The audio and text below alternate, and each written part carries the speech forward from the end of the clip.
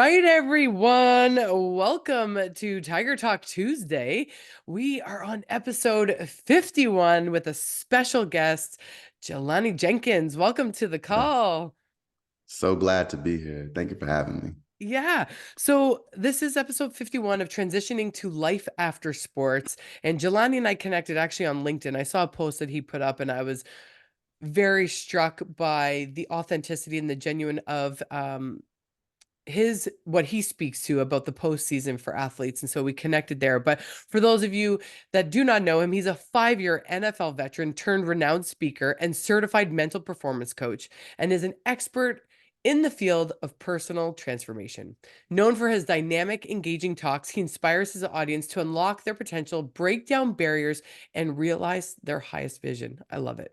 Beyond his successful NFL career as a starting linebacker for the Miami Dolphins, Oakland Raiders, and the Houston Texans, Jelani has made waves in the entrepreneurial world as the founder and CEO of Postseason, a social learning app that empowers athletes to continue their growth, success, and fulfillment beyond sports. I love it. I cannot wait to dig into that. His innovative approach and commitment to supporting others in their post-athletic journey was recognized by Forbes in 2021. It also led to Postseason winning first place in Founders Live Pitch competition and being selected as a finalist at the LA Sports and Innovation Conference's Startup Showdown. Unreal. A coach at heart, Jelani continues to lead his clients to self-discovery and self-mastery. However, as a speaker, he is not only inspiring teams and audiences, but also reshaping the narrative of success in sports, corporate settings, and life itself. I love it. Love it. So Thank excited you. to I have you appreciate you. here. Yeah. Yeah, I'm well, let's excited to just chat. sorry, go ahead. No, so I'm excited to chat. Y- Even though Tiger, I was a Gator, so LSU Tigers kind of rings the bell whenever you talk about Tiger stuff. But it's all good. It's all I good. know. Well, it was funny. My nickname is Tiger growing up. My grandfather called me it. And then my high school was the St. Matt's Tigers, and my Hmm. university was the UNH Wildcats. So it's kind of interesting that's sticking Wow. around. I I know. got you. It's trying to follow me That's your around. that's your spirit animal. It honestly, it is. You'll notice my phone case. I don't even know where it is. It's got the tiger on it. People will send me Nice. mugs, sweaters, anything with tigers on it, so they know. Um, Nice, nice. but thank you so much for taking the time out of your busy schedule. So I just got back from Vegas, which I want to ask you about. Yeah. For those of you that are new to the series, this is transitioning to life after sports, episode 51, and we started this series with a mission and vision to help those athletes suffering in silence. And so, Jelani, I would love to dig into your journey as an athlete, just from the beginning. What led you to Yeah. football, led you to the NFL? Tell us about it. Yeah, so I grew up in Montgomery County, Maryland. Football is very popular here. Brother, he was 7 years older than me. He played high school football. I remember being on the sideline while he was playing, just running inside underneath the bleachers, throwing footballs, just getting into trouble. And yeah, I really wanted to be like my big brother. So I kind of went down that path, played Little League football here in Maryland, ended up doing really well. Went to high school at Good Counsel High School, which was like had one of the winningest programs in this area, had the winningest coach in this area, Bob Malloy. Did well, ended up getting recruited to go to the University of Florida the year after they won a national championship. So I got there in 2009. Um, and yeah, had a great career there, learned from some amazing coaches, Urban Meyer, Will Muschamp, had some amazing defensive coordinators that kind of led me through, had some amazing teammates. Really, I went there because I wanted to learn and grow and experience what like a championship locker room felt like. Mhm. Um, I wanted to play with the best and experience the best and learn from the best.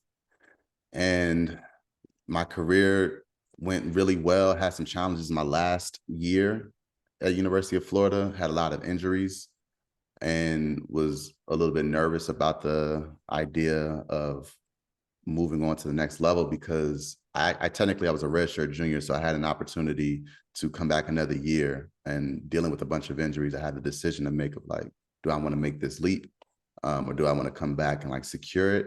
Because my draft stock had dropped significantly, and decided to take that leap. And this was 2013, and ended up going fourth round in the draft to the Miami Dolphins, which was Woo! a blessing. Yeah, it was a dream come true. Yeah, and you were there for you were in the NFL for 5 years, so could you 5 imagine if you years. didn't take that leap of faith?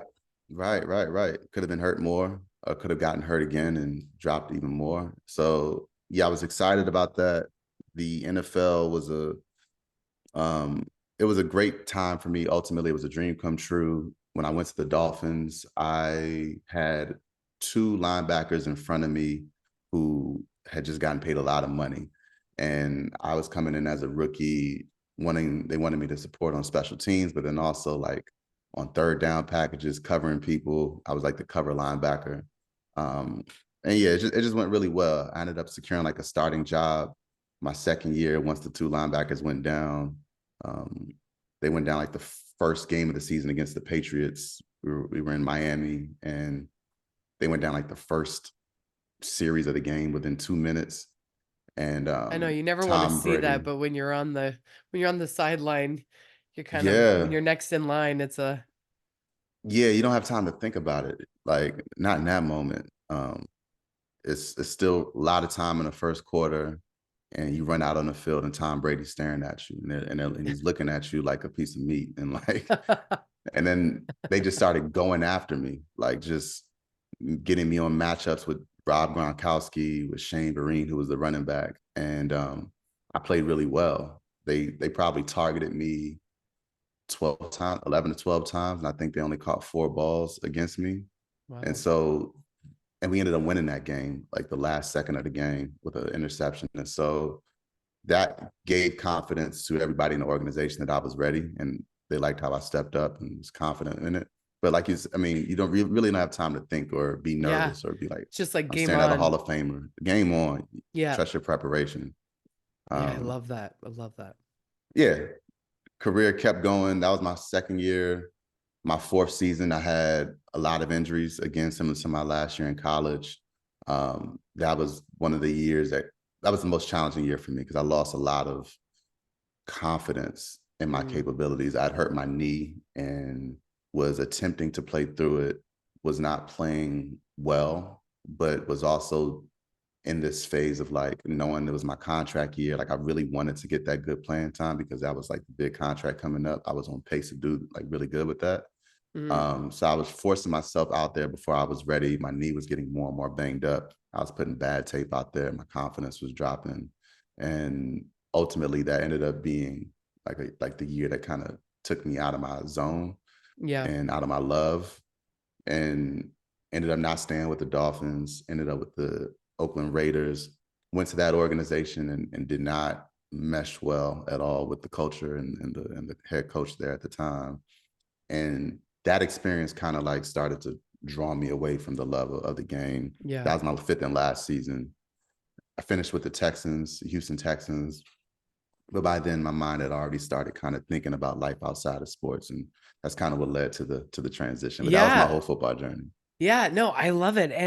And we talk a lot about on this series about life after injury, retirement, or some unforeseen circumstances that forces you to hang up the jersey. And it's interesting the injury one because there's either the dramatic injury that it's an immediate break, or there's the lingering one, then we have hope that our bodies can come back. And so we push, the Yeah, athletic mindset is the drive, and it's like keep going and keep showing up, and we want to get after it. That's just innate in who we are, right? So 100%. I can only understand I can only, what's the word I'm saying? I can only try to understand the Imagine. tug of war. Yeah, imagine. Yeah, Imagine the yeah, tug of war that was going on in your head and your heart. And then it's yeah, also like we define ourselves as athletes, and then it's like what's next. So when yeah. did you start thinking about so you said you were in Houston, Texas, you started to think about it, or had you done stuff in the off season that kind of prepped you for postseason?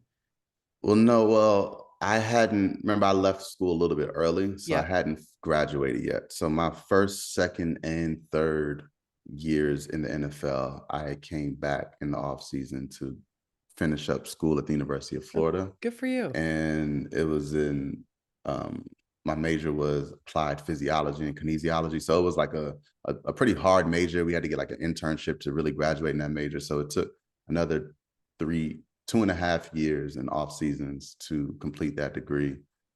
It wasn't until in between year 4 and year 5 where I finally had time to like be free.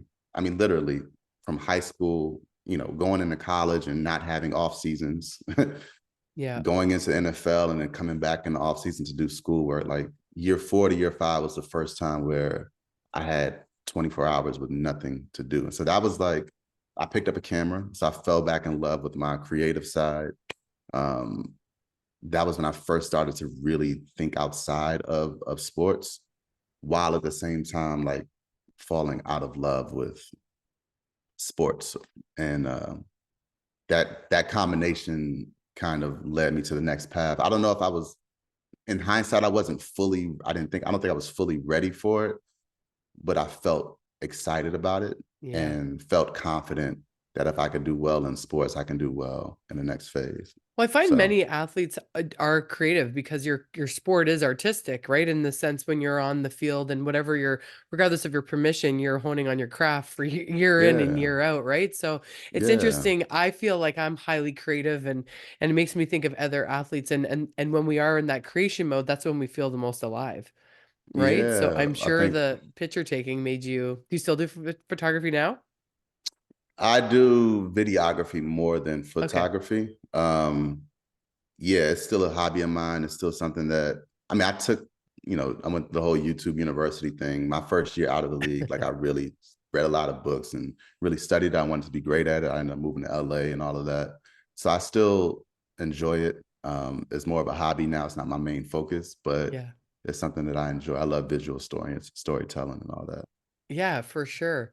So you've had some time to yourself, and it's funny Yeah, when life kind of gives you those. I call it my season of silence. That was the gift of breast cancer for me. It really forced me because athletics carried me through life. I literally, yeah, if I needed a pat on the back, just give Janine an athletic endeavor, and I will crush it. I will win. right. I will win first. Like I lost 30 pounds in 8 weeks to compete in a bodybuilding figure competition, and I even told the trainer, I was Mm, like, I'm gonna win. She's like, you're nuts. You can't do this. It's in 8 weeks. I was like, wow, watch me. wow, But when wow. life I feel like though those like high level competitive athletes, we've got that mentality. And unless you're forced into it, you can see athletes that drag it on. We've seen that, which I understand. Yeah, You've got a love for the game and it's who you yeah, are, it's what you know. Um, so when you had that space, what did you do? Like you said, you got back into your photography, but are you someone who would yeah, journal? Do you pray? Do you meditate? Or do you go where you spend a lot of time in nature? What did you do to reflect to gain some insight into what yeah. was next for you?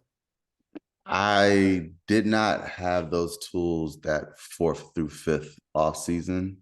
I spent a lot of time. My wife, she was getting into YouTube. So literally, I was just learning the camera, learning the ins and outs of it.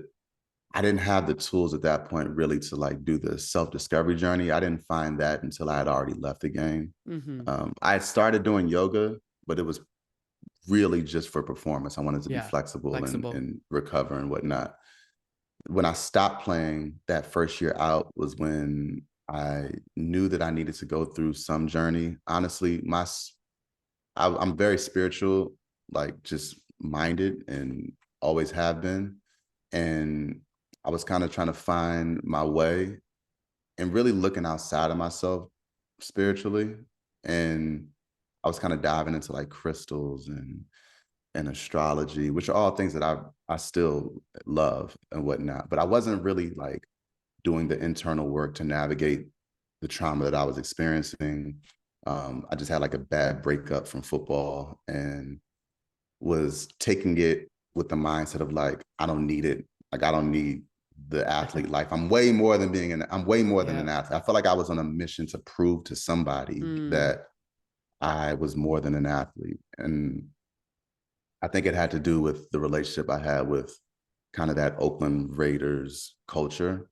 Um, I think part of me wanted to prove that like I'm gonna be successful regardless of how y'all treated me, and I don't need sports. I don't need my inner athlete, and that was fuel for a while, but it didn't. I wasn't fully fulfilled because I wasn't like embracing like a big part of myself. So around that time is when I had my biggest breakdown, probably a year out of retirement was when I reached out to the head of player development for the Miami Dolphins. He connected me with someone who's my now mentor. His name is Jim Neeson, and Jim is a platinum member with Tony Robbins. So Jim invited me out to a Tony Robbins Unleash the Power Within event. And that kind of just exploded my mind with just new passions. It helped me understand like where I needed to like heal my own limiting beliefs and where I needed to heal through gratitude and different things like that. Mm. That's when I started like meditating. That's when I started like reading more personal development books and learning that um, the journey was more within than like searching outside of myself. And Did that's you when walk life on really changed for fire? me. I did. I I did. I did. did walk I've on done that fire. in Texas. I did it in Dallas. Yeah, The with Tony Tony Robbins or another Robbins. group. No, Yeah, Tony. Yeah. I won yeah, the yeah, trip at the time, but it was phenomenal, very transformative. And what an electric, like, what are yeah, there, like 15,000 of us in the arena? I don't know. Where did you do yeah. yours? The Miami, You did Miami. in Yep, Miami? Miami. Okay. Yeah. Well, I've done two. One in LA, one in Miami. I'm Okay. trying to remember which one was my first one. Yeah. It's interesting when you talk about that journey where you're like, I'll show, because I grew up, um, and I made the decision when I was younger, like, I'll show you. It was kind of like it was my deciding, decision we all make when we're younger, and it kind of guides everything we do. And that was that when I say like muscling through life. And it's funny how you kind of had that moment. Do you feel like as a child, did you have a parent that you wanted to constantly show where you may have adapted that from? Because I had a strict father growing up, and I Mhm. definitely recognize that need for external validation, whether it came from that relationship or not. But there was definitely, I would get triggered and be like, I'll show you when I was younger. And it Yeah. carried me into my athletic career. And then when Yeah. I realized breast cancer, well, guess what? You can't use your bag of tricks anymore. You got to sit with Yeah. yourself. And that's where Yeah. that introspection, really that deep work started for me. Yeah. But it's very interesting as you're saying that. I'm like, I feel like that sounds all too familiar. Yeah, Yeah. that's it's a deep motivating factor that I use in a lot of times in my life. Being too small or being labeled too small to play Mhm. linebacker. Even when I made the decision to go to the draft, even though I didn't have the best year because of injuries. I mean, I remember one of my head coach like came into I had surgery like that November, and I had to declare for the draft literally like that next month. I remember my head coach came into the hospital. I was in the room like knocked out after surgery, and my dad was in the waiting room. And I remember he came with like some paperwork and some stats, pretty much saying like what it's going to do to my draft stock if I don't stay, like that I won't get drafted essentially. And my dad was like, I don't want to hear that shit. Like, Yeah. get that out of my face. Like I'm sitting there with my son is in the other room going through surgery. So part of me making that jump was like, I'll show you, like I can make it, I Hmm. can do it. So it's been a motivating factor for me. I will say for me, my parents were so supportive and like my dad was my first mental performance coach. He doesn't even know what that title means, but he used to have me up all night watching Muhammad Ali videos. And he's an architect and an artist. So I had in my room, he made this big old larger than life painting of me behind my bed, and then had like pictures of Hall of Fame athletes all around me. It was like a Hall of Fame He room. was So he doing was always like, visualization with you without you even yeah, knowing. I love yeah. it. He taught me affirmations on the way to games. He'd be like, you can't be stopped. Every time you touch the ball, you're supposed to score. You're a man among boys. Like he'd be on the sideline making everybody upset. All the other parents like running up and down, just loud. And they can't stop you, Jelani. They I need love four of it. y'all to bring you down. Four of them need to bring you down. Like, so that was the energy that I grew up in. Yeah. So it wasn't, I never had that directed towards them, my parents, as far as like, I'll show you. But that was a driving factor and a confidence boost when I Yeah, did say that, because my dad helped me for believe that I sure. could do it. I So, love that. Dad sounds like a yeah. great gentleman. It's fun. Yeah. It's funny how, and it can go either way. You can have two children with the exact same parent, and one goes one way and one goes the other. Yeah. Why our DNA responds to something better? Like I always was fine with a stern coach. Other people Yeah. were softer with it. I was like, yell at me, Yeah. hit me, I don't care. Like hit me, like tap me on the head, I don't care. Or Yeah. Yeah. grab me by the jersey, I'll listen. Like I had 100%. that never kind of threw me for a loop. I was very coachable like that. But Hmm. I love it. Your dad's already doing affirmations, visualizations, all the things. So It was powerful. It was yeah. powerful. And Yeah. when did you like when was the moment that you were like, geez, Dad, you were doing this for me all have you ever gone and said, hey, I'd just like to say thank you. You started this with me. Have Yeah. you ever said that to him? Always. Well, that was part of the transformation that happened after the Tony Robbins event. I was running Cool. away from that whole athlete. I had to ask myself, I was avoiding, I couldn't even watch football or basketball or sports on television. So I was avoiding that whole part of myself. And to like really begin the healing, I had to find gratitude for that entire experience. And it wasn't until I Mm, found gratitude where I can actually go in there and extract the lessons and the gold from it. And it was like, well, how did you get here? Like, how did you manage to be the 1%, or less I than love that. 1% that made it? And it was like an electric bolt, like mindset. It was what your dad was teaching you. It was belief. Yeah. So that's what I said. Like that event sent me down the path of, oh, I want to be a mindset coach for others. I want to be a Mm, mental performance coach for others. But it was because of my upbringing. So when did it yeah. happen? It happened after I healed and You started had to write practicing Tony a gratitude. thank you letter. I do. I do. I need to. I need to. I met him No, too. Yeah, behind. Yeah, I need to let him know that. I've seen him speak. He's been like 6 feet away from me, but I haven't been able to Hmm. go up and shake He's his hand. massive. I know he is. He's incredible. Yeah. What a human, and the way he went after his goals. I love that you. So for any athletes that are tuning in, I really want you to take away some really important nuggets that Jelani dispensed to us. So I've seen this all too many times when we have traumatic situations or we've gone through something, we avoid it like the plague. And wherever we're resisting is usually the door that we need to walk through, right? But he said you have to seek gratitude. You have to to be able to extract the lessons. And to me, that is pure gold because once you can be grateful for the experience and you are able to be in that place. And I think for anyone listening, if you are going through something, obviously find someone that you trust. But when you can take a step back and take your blinders off and really look at the experiences that you've been given and to be able to see what you have learned along your journey is, I mean, like that's just pure gold right there. $1 million for that little one nugget. You could change someone's Yeah, lives right there. I know Um, that's right.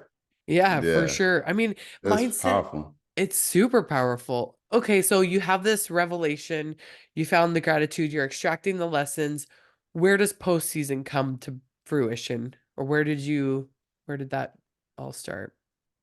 So, in that pursuit of becoming a mental performance coach and understanding how the power of the mind and reading up on it and going through my own self discovery journey, I recognized that, yeah, I wanted to help other individuals out. And part of it was me removing my own limiting beliefs. And so I had this limiting belief that I had no slow twitch muscles. I couldn't jog more than a mile.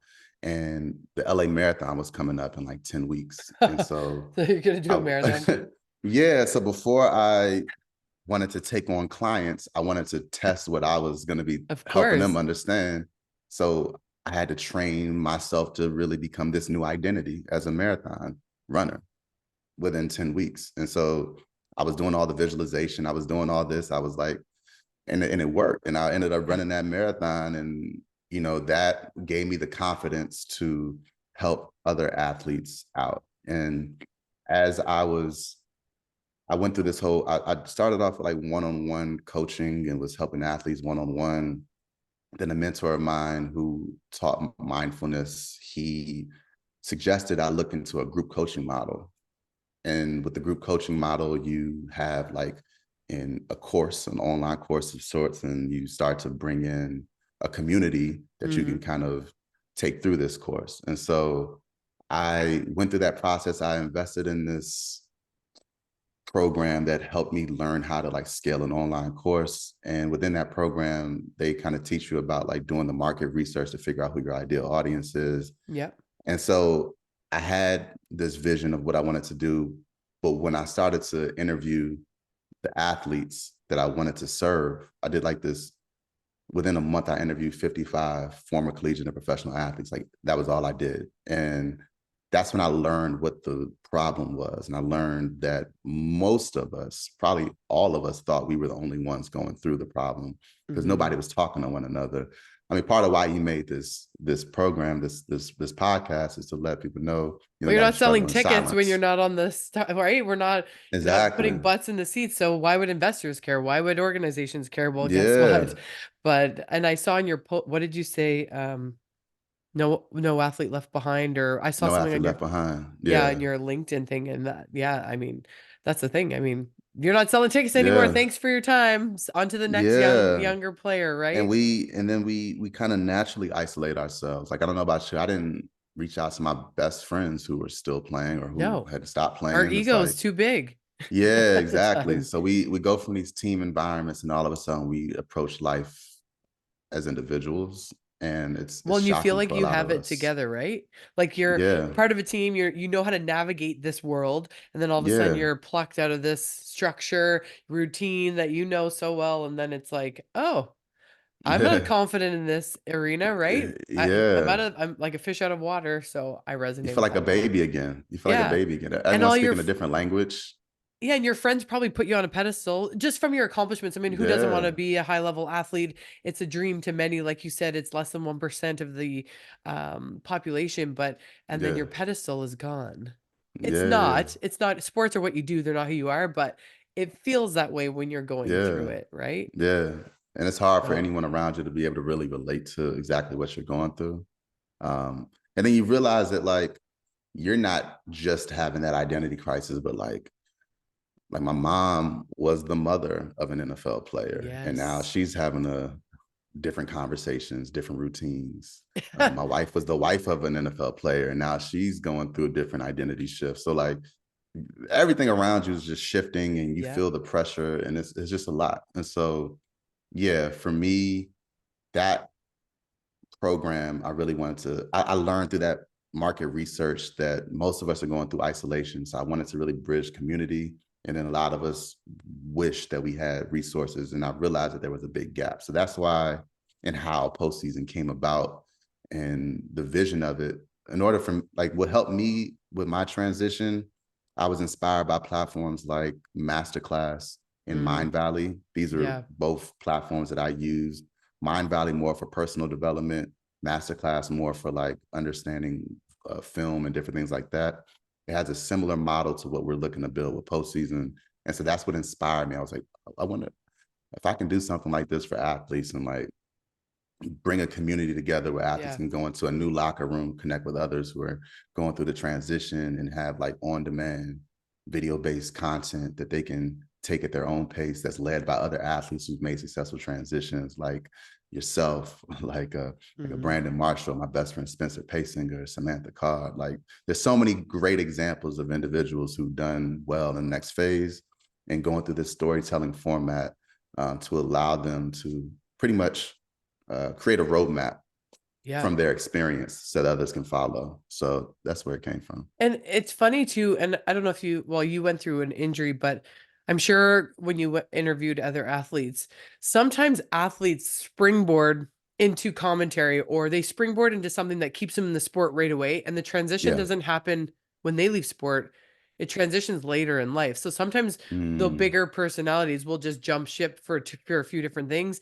And then something happens, and then you're like, oh, I've just been chasing identity shifts, right? Like I'm a yeah. shapeshifter. I went from um, a professional athlete, then I was a fitness studio owner, then it was, like, and identified Yeah. with all those. It literally for me, it was the breast cancer after college. I mean, I definitely noticed the struggle. I was like going to the gym, and I'm like, is this what I'm supposed to do to stay in shape for the rest of my life? This is boring, right? Yeah. Like I Yeah. want a Yeah. team, I want to play. So Yeah. I Yeah. love what you're doing. I was just when I saw your post, and you got like a ton of comments. I was so grateful that you comment. It was funny. You commented, you didn't, it wasn't just like a random, you commented that you felt I feel like you feel energy from people and you know who's genuine or authentic, or you see I do. sometimes those people on your feeds where you're like, yeah, you're just trying to promote your own thing or da da Yeah. da. Yeah.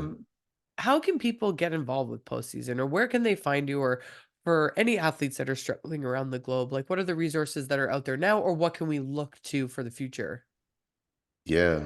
I mean, A lot of resources currently are dependent on each university and institution, which is different across the board. Some take it more seriously than others. Some don't take it as seriously. Some are just checking a box. That's Yeah. also professionally across the board. Organizations are different. Professional organizations usually have like the players associations, NFLPA, Yeah, yeah. NBAPA. They have great resources as well. And again, there are some resources I think are actually just checking a box. For postseason, we have a website, postseasonapp.com. We launched an MVP. We're in the process of kind of relaunching something that's a little bit more simple. We got a lot of market feedback of what we can change to, of what they would like to see better. For And sure. so to keep up with us, our website is postseasonapp.com. So And the word postseason and then app.com. yes, Okay. yes. I wish we had postseason.com, but it's all good. But to keep up with us, there's a form where you can fill out your name, email, and just keep up with our newsletter to know what we're up to. We do Yeah, have I signed exciting up for that. plans. Awesome, I awesome did. I sauce, did. awesome. I just think what you're doing is so needed, and there really is, it's not invested in because we're not playing anymore, right? And it's definitely something, and I don't know how many athletes are they in the world. I think there's billions. I think when I googled the number, Yeah, there are billions of athletes. So I mean, we need as many light workers working together, collaborating to help all these athletes. I mean, we are one big family. We're all walking each other home at the end of the day. I mean, that's why we say life's currency is showing up, because my experience and the energy that I bring into your room is going to affect how you affect me and vice versa. And so I love what you're yeah. doing. Um, and if, Same. I love what you're up to. yeah, thank you. Yeah, I I want to created acknowledge you and all the amazing work that you're doing, the TED Talk, my Tiger the Method. Tiger Method playbook. I know that's right. Yeah, I Yeah. want to acknowledge you and what you're building. It's incredible. Well, thank you. I mean, we've all got our lane, but they do come under the same umbrella. And actually, you know who I was introduced to, which would be in 2009. Kurt David, he won an Emmy Award for the Glory Days. He's a basketball player. So I've had him Mm. on here. I was introduced to him because of an NHL player that I interviewed, and Hmm. he was doing this in 2009, and I was like, "Kurt, we're still dealing with the same." So he did that, what is that, 15 years ago? What, Yeah. 2024? And Mm. there's still people, athletes that are Still a long way to struggling. go. Yeah, Yeah. it will take time, obviously, because it's not necessarily making money. But I think if Yeah. we change the narrative. Now, I've noticed you've commented about that, like if we flip the narrative, what do you foresee? So for me, I do mindset and resiliency work with current athletes as they're navigating, they're playing sports. I love that you went back to school as an athlete. That's amazing. I think education, as much as we all want to go to the big leagues right away, I get it. But at some way, shape, or form, there's something we all have in common. Sports will end at some point. We're just Yes. as humans. So, Mm. um, what advice do you have for athletes that are currently in their prime? And yes, obviously, we never want to think about that day, but what do you tell them to do when they're in their prime? I tell them to uh, treat the most important thing as the most important thing, which Mm, is being able to um, stay at that position and utilize the resources around and the energy and the value that you have being in that position. And at the same time, make time to expand your network. I think that's like the biggest thing that I tell individuals is like, take meetings, mm, get out of your comfort zone. Every organization is different. I was blessed with the Dolphins. We had an amazing player development person who brought amazing people in the building to connect us with. He had an off-season program where he brought us to an event. We met with the Dolphins owner, Stephen Ross, in his office, Gary Vaynerchuk, Maverick Carter, like Jesse Isler, Mark yeah. Rubin, like a bunch of individuals. So we had a really great program and path. Not many other teams were doing that. So every organization is different. And even with an amazing organization like that, like if I were to go back, I would have gone out of the program set for me and like reached out to people in the Miami area who are Dolphins fans and just told them what I was interested in so that when I Yeah. stopped playing, I have that connection, that relationship already. Yeah. And so networking, just expanding your horizon, expanding um, your experiences, going and traveling across the world in the off season, Yeah. just getting out of the comfort and the day to day and that focused, regimented life Yeah. and expanding your experience is what I'll say. I love it. Networking and expanding your experiences. It's so true.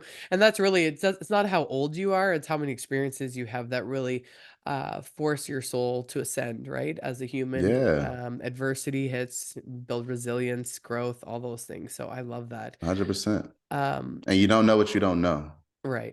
So seeing and experiencing things that you're not comfortable in, you're not familiar with, lets you know that I don't know this, and it gives you a path forward. Like, I want to learn this. I'm interested in this. So if you Yeah. don't know that you don't know, you're just kind of in your own world.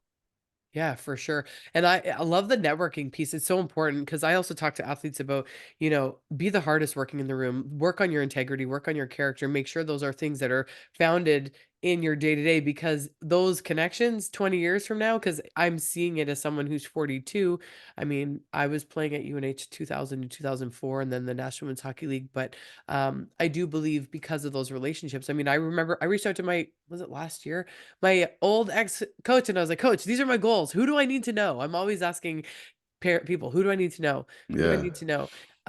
And by showing up consistently, doors open. People, Yeah. people wanna introduce you because they trust that the person that they are connecting with is Yeah. worth the time, right? So, I love Yeah. that one, but also being genuine and authentic in your connections, Definitely. right? And Yeah. not Not being not burning yeah. not burning bridges, but like getting to know everyone in your organization, the janitor, whoever's making the food. Like, Yes. be kind to people. I And love again, that. not transactionally, but Yeah, not because you're what's in it for grateful. me. Yeah, Yeah. Yeah. yeah, I love I wish that. I was, I wish I knew about gratitude when I was playing. I wish I was focused on like just being grateful for being in that space. And I think that gratitude would have shined even greater to everyone in the organization.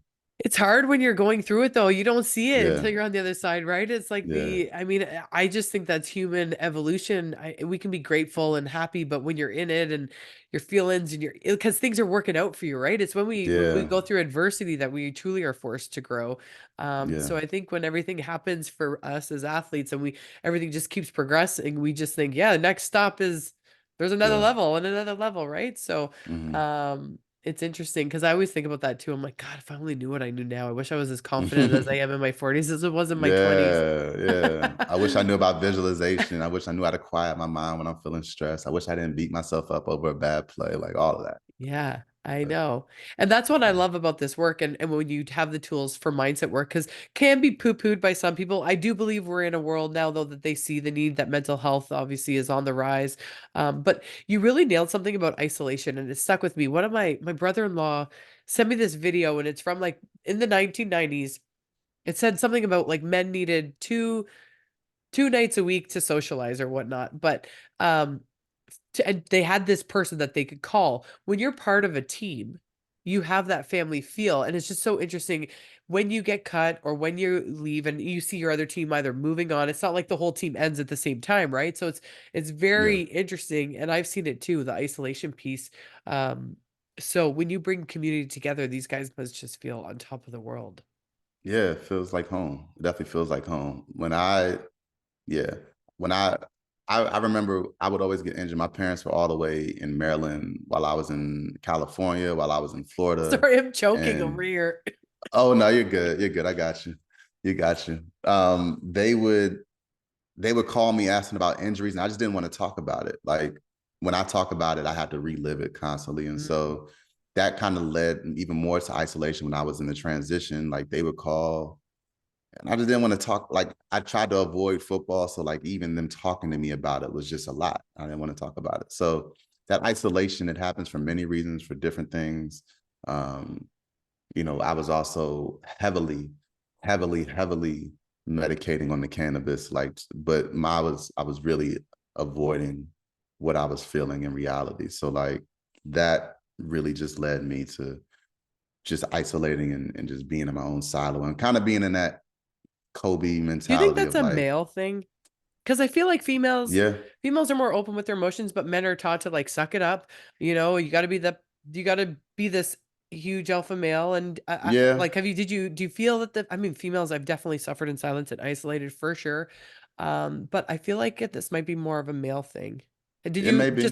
Did you interview any like other females that said this too? I mean, I feel like as Yeah, athletes, yeah, we all, definitely. Definitely. I mean, female and male athletes, I think both are kind of viewed as gladiators. And yeah.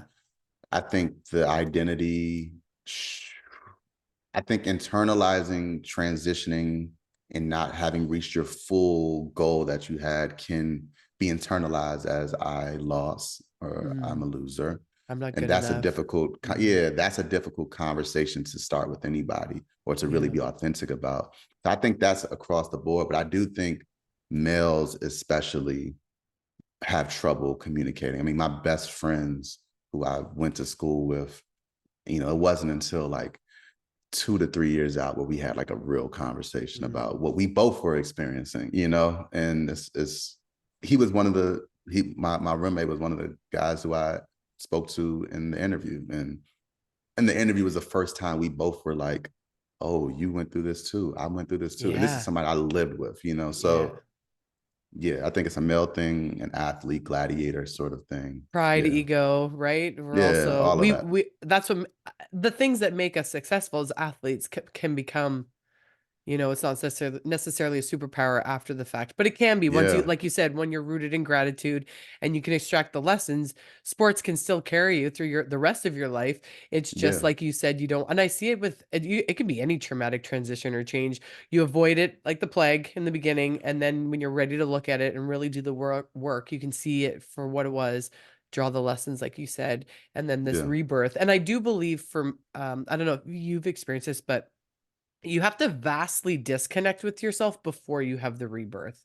I find my Mm. journey, when we're born, we're looking for attachment because we need love and our caretaker, and then we get a lot of achievements, so we get the external validation, then we go through adversity, and then we hit our authentic self, like who we were. I feel like in my 40s, I can truly say I'm finally aligned with who I was truly meant to be, but I had to go through that cycle first to bring me back to my grounded, humble Yeah. state. Yeah, I agree. A little bit of that disconnect. Yeah. Just being able to meditation did that for me, Yes, was me being able too. to view my ego, view the triggers, view like my body's natural patterns and reactions to stress. I was able to view it from an objective, kind of higher perspective. I love it. Meditation helped me do that. But yeah, part of that is sort of disconnecting from those natural I'm patterns choking and over here. triggers. Oh, it's all good. I'm glad I'm you so got some tea. sorry. You got some For tea in anyone front of watching you. this, I'm sorry. I've got a little bit of a head cold. Jesus. It's okay. Sorry. It's all right. Something's going around. I Actually, know. I've been hearing a couple people have something. Gosh, this is gonna look so good on video. It's all right. Whatever. It's about being real. I love the stories, and I love, like, you've got so many golden nuggets. I love what you're up to with postseason, Jelani. What an amazing career. Such great Thank you. knowledge that you're dropping on all these athletes that are tuning in, and I mean, to be recognized by Forbes, what was that like? Yeah. So 2021, after going through the whole process of learning and knowing what I wanted to do and creating something similar to a masterclass, I kind of went through the process of building like a prototype, had a small team, didn't really know what I was doing, to be honest with you, but just had this vision. And I Do we had ever know what someone, we're doing when we first start? no, You no, just got to not at start, all. right? You just got to start. So I Exactly. had one of my good friends. She was in public relations and wanted to get into sports. She was in media, wanted to get into sports. So she was working with me. And when it was time to like get ready to launch that prototype, we she reached out. She did a press release, reached out to a bunch of different publications.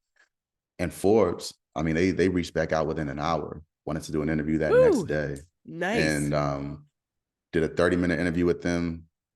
That was Friday. Monday the article came out and like the brand postseason blew up. Again, I don't know what I'm doing, but I know I want to keep this momentum. I That's love when I it. learned like not just what the problem was, but I learned like how many people are in this market want to help and support the Yeah. problem. So like support came out of nowhere. Within 2 months I had a team of like 13 people, different things, all wanting to bring this thing to reality. Again, I I love don't it. really know what I'm doing, but I'm like riding this wave and But riding this that's momentum. the whole point of like a coach and a team, right? You've got the idea, Yeah, but you bring in better athletes to help you win the championship, right? And so you're getting exactly. more people on your board. I love it. I think it's brilliant. Exactly. And you put yourself out there. So Yeah, guess yeah, what? yeah. That's part of Definitely. risk taking, and I think it shows Now, that athlete too.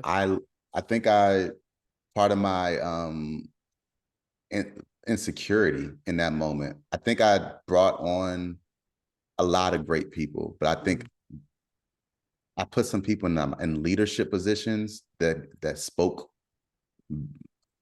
a language that I didn't really know, and mm, because I didn't know it, I thought they knew what they were talking about. So like there was also kind of bringing people into the fold due to just insecurities of not knowing what I was doing that really stagnated us in some ways. And so there was like success, but then there was like a year of like dips and ups and dips and just figuring things out on the yeah. fly. But it's been a really good journey. It's been a really good Yeah, journey. I love it, and you know what? Guess what? More are gonna come, but you're gonna keep showing up, and Yeah, you're gonna you're gonna keep navigating your postseason journey.